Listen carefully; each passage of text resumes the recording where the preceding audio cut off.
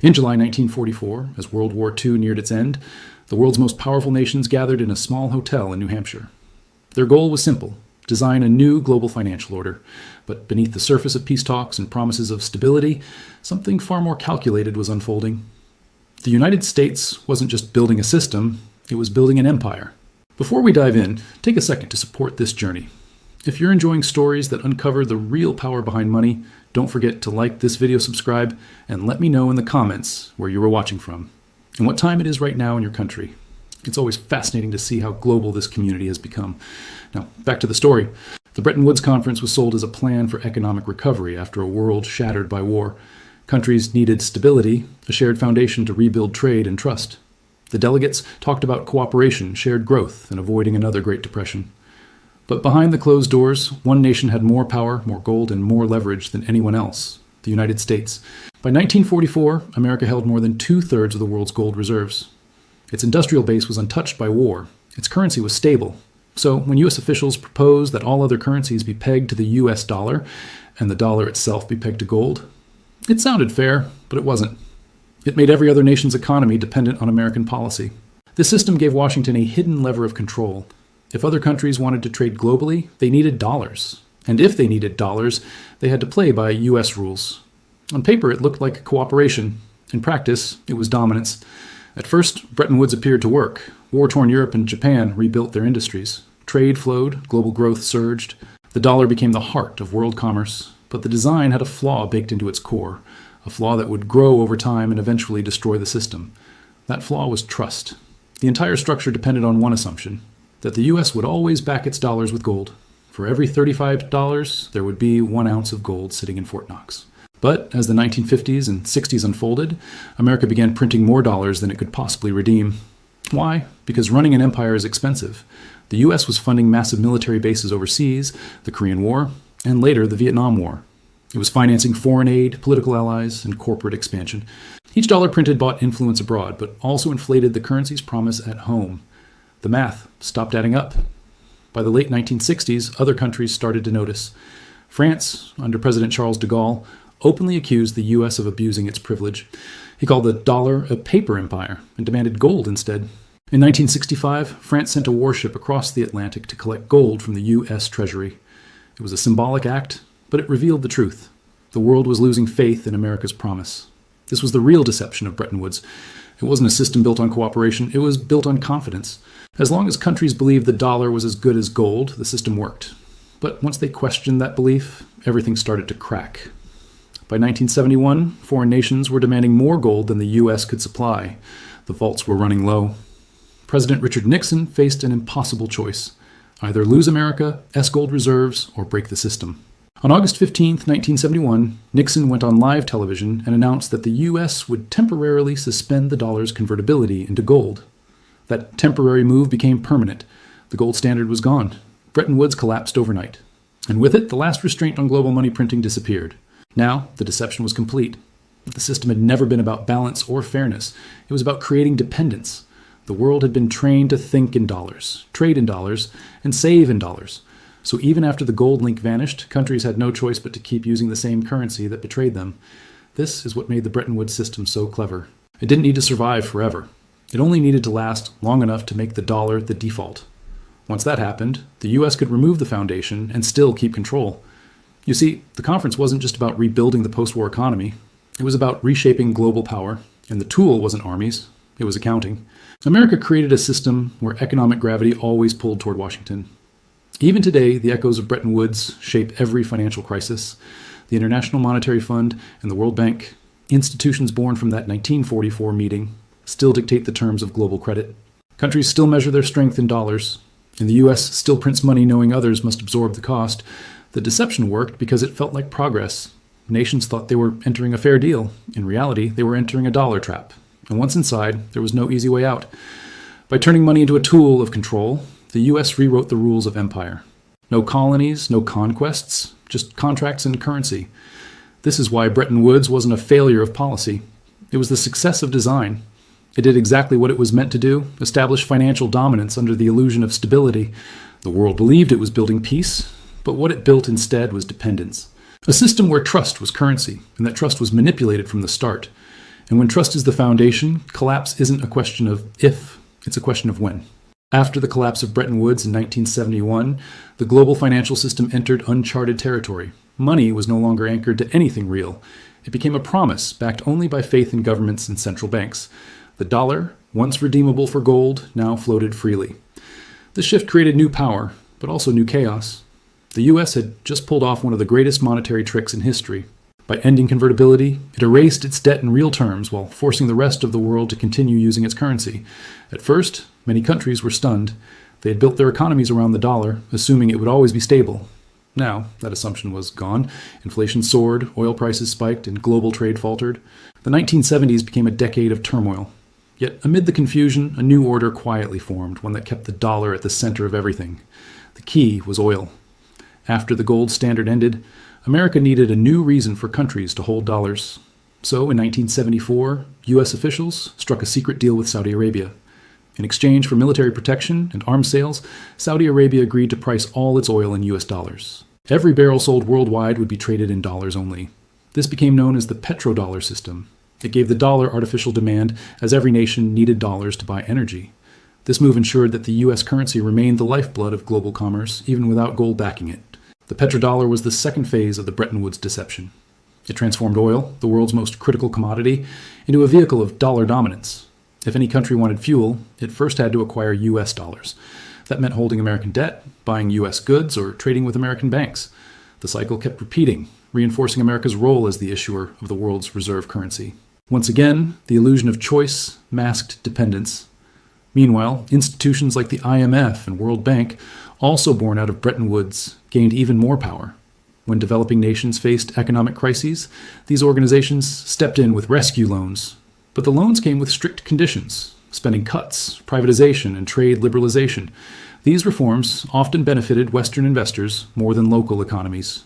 Poor nations became trapped in debt cycles that kept them reliant on the very system that caused their instability. The promises of equality made at Bretton Woods were now long forgotten. By the 1980s, the U.S. had learned to weaponize its currency.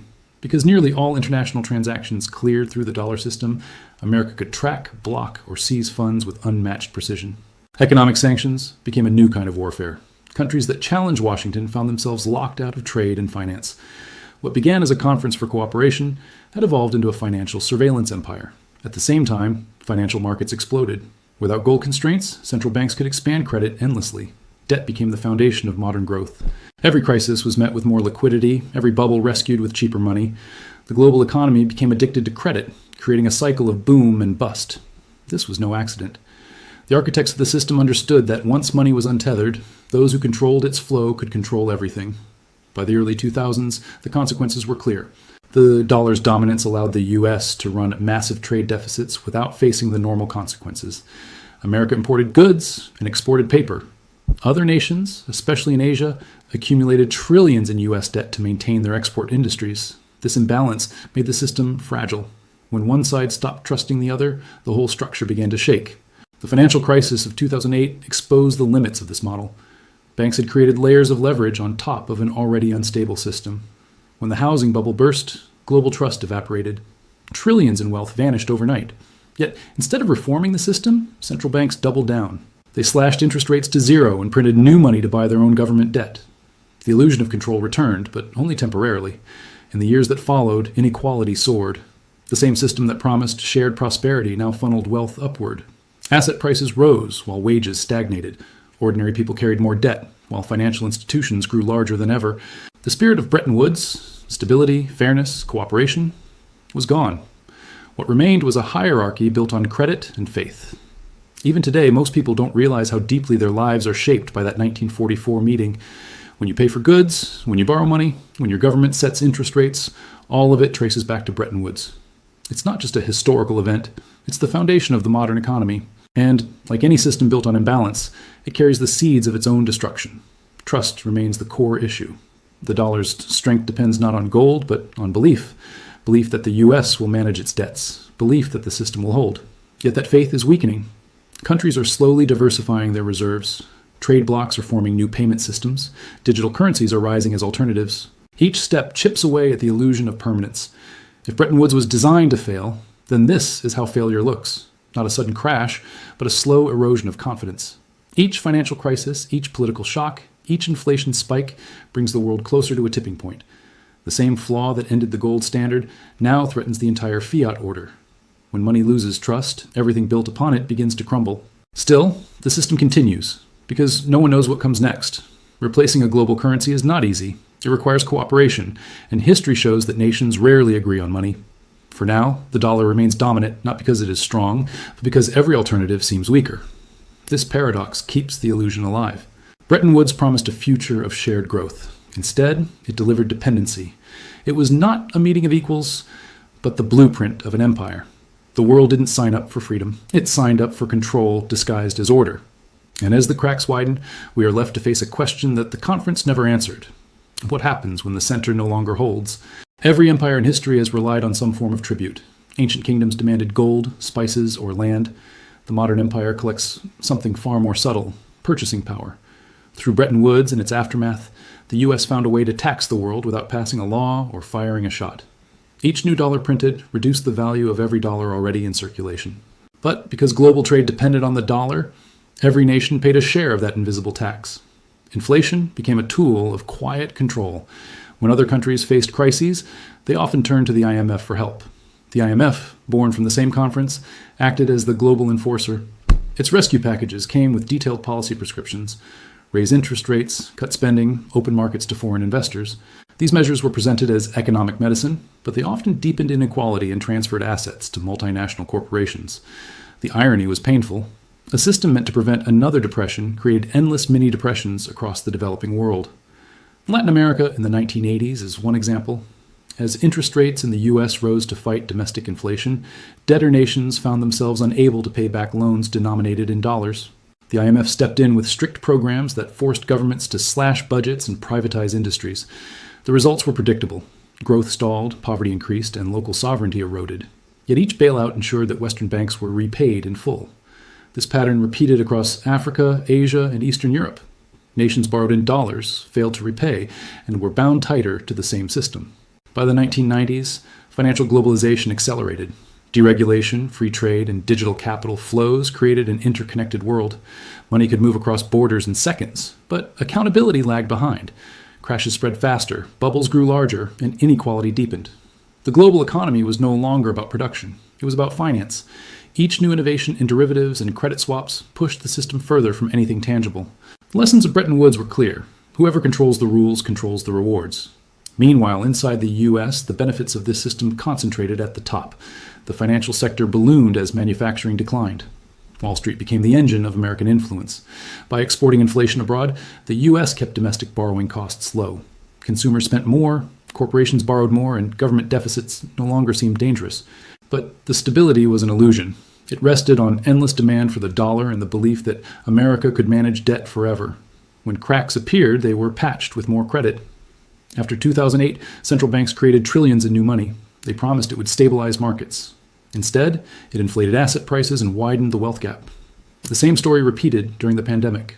More stimulus, more liquidity, more concentration of power. Each cycle made the financial system larger, but also more fragile. Debt piled on debt, and the real economy became an afterthought. Other countries began noticing the imbalance. China launched its Belt and Road Initiative, offering loans in yuan. Russia and its allies started exploring alternatives to the dollar for trade. Digital currencies, once fringe, became serious experiments. The U.S. response was predictable: sanctions, trade wars, and geopolitical pressure. Each move aimed to protect the dollar's dominance. But the harder America pushed, the faster others sought escape routes. The Bretton Woods deception had come full circle. It began as a system of cooperation, evolved into a mechanism of control, and now risks collapsing under its own weight. Every empire believes its structure will last forever. Every system built on trust assumes the trust will remain. But faith is not infinite. Once lost, it rarely returns. For individuals, the consequences are visible in daily life. Prices rise faster than wages. Savings lose value each year. Investments depend on constant intervention by central banks. The link between effort and reward weakens. Money feels less like a measure of value and more like a moving target. People sense the unfairness, but few understand its roots. It all traces back to 1944, to a room where leaders promised stability and designed dependence. Some argue the world needs a new Bretton Woods, a global reset to address debt, inequality, and instability. But others warn that any New Deal would carry the same flaw: concentrated power. Unless money is anchored to something beyond politics, gold, energy, or mathematics, it will always serve those who issue it. The lesson of Bretton Woods is not that international cooperation fails, but that systems built on imbalance cannot endure. The future of global finance may depend on whether nations can move beyond the dollar. Digital assets, central bank tokens, and regional currencies all compete to fill the gap. Yet none have achieved the trust or liquidity of the US dollar. The transition will be messy, perhaps violent in economic terms. As history shows, when monetary orders end, they take decades to replace. Still, change is coming. The forces that broke the gold standard are breaking the fiat standard too. Debt levels are unsustainable, inflation is embedded, and trust is eroding. Each crisis exposes the same truth. The system was never designed for balance. It was designed to give one nation leverage over all others. The Bretton Woods deception worked for nearly 80 years because it wrapped control in the language of cooperation. It told the world that stability required hierarchy, that trust required obedience. But no illusion lasts forever. When faith fades, numbers lose meaning. When promises break, people look for something real again. The end of Bretton Woods was not the end of manipulation. It was the beginning of a new kind. And today, as central banks print trillions and inflation eats away at savings, the deception continues in plain sight. You're still living inside the system born in 1944. The question is how much longer it can hold. When future historians look back, they may not see 1944 as the birth of stability. They may see it as the moment the clock started ticking on a grand experiment, one where nations traded gold for promises and power for paper. The system was built to fail, but it succeeded in reshaping the world first. Money no longer measures value, it measures trust, and that trust is running out. If you found this story valuable, share it with someone who still believes the system is fair. Tell them the truth began in a small hotel room in New Hampshire, and it still defines every transaction you make today. And maybe ask yourself